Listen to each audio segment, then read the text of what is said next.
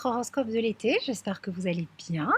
Alors on va regarder ensemble les énergies planétaires qui sont mises à votre disposition pour la fin du mois de juin, le mois de juillet, le mois d'août et jusqu'au 21 septembre. Hein, on va faire un petit tour d'horizon de cet été. Alors le premier aspect qui est très intéressant, qui va concerner bien sûr tous les signes, mais qui est positif et très intéressant à analyser pour vous, c'est celui de Vénus. Vénus est entrée en Lion début juin, le 5 juin, et elle va y rester jusqu'à mi-octobre.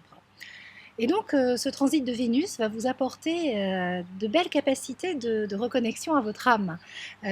Votre taux vibratoire peut augmenter, votre capacité à être dans l'énergie de l'âme, dans la créativité. Ça va donner un sens profond de vie, en fait, tout ça. Parce que quand on est connecté à l'âme, on a un sens profond de l'existence. Tout devient juste, on est aligné. Alors que quand on est enfermé dans les problématiques de la personnalité, la vie peut paraître parfois absurde, on peut se sentir victime de certaines situations ou très en colère, comme s'il y avait un combat à mener. Hein. Ça, c'est vrai que c'est votre nature, les béliers. Vous avez tendance à vous lever le matin, à enfiler votre armure et à partir à la guerre. Et la vie n'est pas un combat. Et ça, c'est quand on vit les choses au niveau de la personnalité. Et finalement, l'objectif aujourd'hui, c'est de s'aligner au message des planètes, aux énergies ambiantes, pour faire ce nettoyage, pour pouvoir vivre sur le plan de l'âme, pour vivre en collaboration avec cet allié d'évolution finalement qu'est notre âme. Alors bien sûr, mais vous n'avez pas que Vénus pour vous aider à cela. C'est vrai que y a Uranus qui est toujours dans votre signe et qui est vraiment le libérateur de conscience, donc qui aide à faire des prises de conscience, c'est un éveilleur. Ensuite, bien sûr, au carré d'Uranus, hein, parce que même si les grands carrés Uranus-Pluton sont terminés, Pluton est toujours au carré de votre signe et au carré d'Uranus qui est dans votre signe. Il y a la possibilité avec ce Pluton, qui est l'énergie des profondeurs, eh bien, de faire un travail de dégagement assez radical des mémoires du passé, des mémoires encore actives dans l'inconscient. Et une fois que ce travail de dégagement finalement des mémoires actives dans l'inconscient est fait, eh bien c'est là qu'on vibre au niveau de l'âme, puisqu'on a travaillé sur sa personnalité, on la maîtrise. Et je pense que c'est là tout le but des chemins spirituels, eh bien c'est d'acquérir la maîtrise de sa personnalité, la maîtrise de ses émotions. Et pour cela, il faut faire un travail de dégagement des mémoires actives. Parce que les mémoires actives, c'est ce qui nous fait réagir de façon émotionnelle et non centrée, alignée. On se prend vachement au sérieux quand on est dans l'ego, alors qu'au niveau de l'âme, on est dans une grande légèreté. On prend tout avec humour, on dédramatise.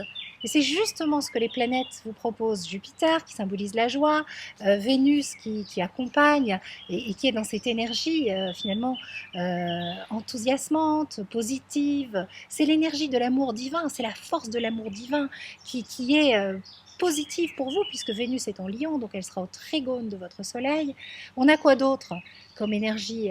Eh bien, on a Saturne en Sagittaire. Saturne, c'est quoi? Mais ça serait la sagesse, l'énergie du soi. Hein, le soi, c'est au-dessus du moi, c'est moi, mon petit moi, comment je suis, ce que je crois que je suis, comment j'existe et comment je me définis en fonction de ce que je crois être ma personnalité. Et le soi est directement relié à l'énergie divine, à l'âme, à la personnalité consciente, évoluée et libérée finalement de toutes les croyances qui ne lui appartiennent pas, de toutes ses mémoires. Donc cet été, plus que jamais, si vous êtes sur un chemin d'évolution spirituelle, vous avez la possibilité d'avancer sur ce chemin de façon puissante, intense, de vous connecter à l'énergie du soi et de vibrer dans le bon sens de la vie et de donner un sens profond à votre existence, avoir un sens vrai de la vie, ne plus être une victime, ne plus la subir, cette existence, finalement être maître de votre destin. Alors, au niveau de la rétrogradation de Vénus, hein, qui à mon avis finalement va être un petit peu la planète qui va déclencher, lorsqu'une petite planète applique à une plus grosse planète, eh bien c'est là que les choses se mettent en mouvement. Donc il va y avoir beaucoup de choses qui vont se jouer. Et là où on va vous tester, c'est surtout au niveau des amours, hein, puisque Vénus c'est aussi la déesse de l'amour, et c'est savoir comment vous vivez au niveau du cœur. Il va y avoir une toute première pulsion énergétique très forte, une vibration puissante, c'est le flux et reflux de la vie, ce sont les cycles. Et donc il va y avoir une phase d'expansion qui va être suivie d'une phase de rétractation. La phase d'expansion, ça va être tout le moment de l'entrée de Vénus dans le Lion, hein, jusqu'au moment de sa rétrogradation qui aura lieu le 25 juillet.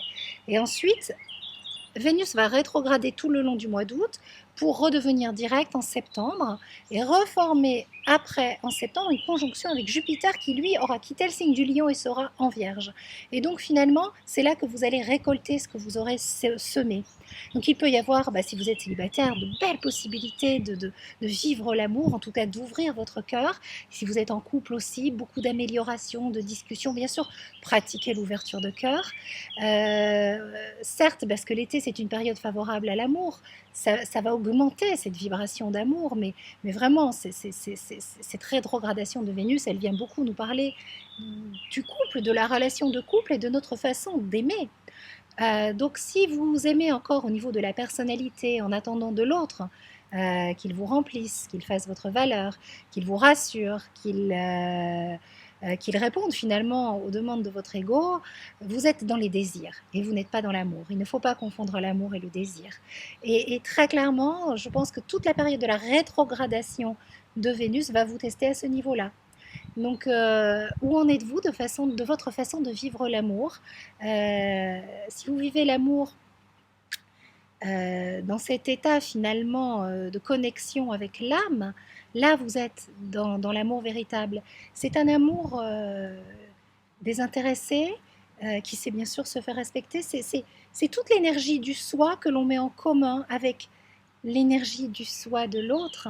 Et ces deux énergies mises en commun créent encore plus d'amour, de joie, de donner, de partager et servent l'autre parce que vous êtes tellement aligné, tellement dans votre juste que vous avez beaucoup à donner et à transmettre. Et là, c'est vraiment l'amour comme il doit se vivre. Alors que l'amour émotion, l'amour qui vibre au niveau de l'ego, au niveau des revendications, non, ça c'est l'amour qui fait mal et ce n'est pas de l'amour. Si ça fait mal, ce n'est pas de l'amour. Je vous l'ai déjà dit, je vous le répète encore une fois. Voilà un petit peu ce que vous proposent finalement les planètes cet été. Bien sûr, si vous voulez en savoir plus, vous achetez le PDF que nous avons concocté avec Denise, qui est en vente sur Astroéthique. Et puis, je vous souhaite un merveilleux été. On se retrouve à la rentrée pour parler des énergies de la rentrée. Vive-vous, aimez-vous tel que vous êtes. Inconditionnellement et vous pourrez partager un amour inconditionnel avec une personne qui sera dans la même énergie que vous, sachant qu'inconditionnel, ça ne veut pas dire qu'on accepte n'importe quoi, hein, d'accord? C'est inconditionnel dans l'amour de soi, quand on s'aime tel que l'on est et qu'on apporte l'énergie du soi dans la relation et qu'on va à rencontre de l'énergie de l'autre qui est dans son soi plein. Je vous fais des gros bisous et à très très vite. Ciao!